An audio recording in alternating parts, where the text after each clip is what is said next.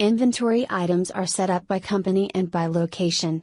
So, you can have an item in one location, but not another. Notice that some values have defaulted from what you set up in the Inventory Defaults maintenance window. For example, the way an item is usually acquired, and the lead time, has defaulted for you. Promise Day Increment is the default number of days that you should add to today, when you are promising shipment to a customer. Standard Yield and Labor Charge have to do with production orders. Slot Number is really an obsolete column that was used before we had full bin tracking. Some Carillon users still use the column, so it will stay in the system and you can use it however you would like. As you will see, Carillon has full supplier capability, with a supplier item ID and supplier item description that can print on purchase orders. Manufacturer number is in addition to that capability.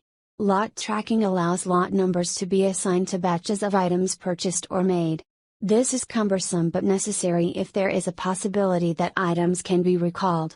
Carillon has complete bin tracking capability. You have the ability to have an item in multiple bins and to have multiple items in one bin. Carillon also has the ability to track serialized inventory. That means anytime an item is received, made, transferred or sold, you have to tell it the serial numbers being moved. The stockable checkbox doesn't really do much. It's merely an indicator of whether you intend to have an on-hand quantity. It is used in the available to sell dashboard. An other charge item is an item that is not tangible. It has no on-hand quantity and cannot be counted. It is used for things like freight charges, cutting charges, or other services. The outsourced and raw material checkboxes are for informational purposes only.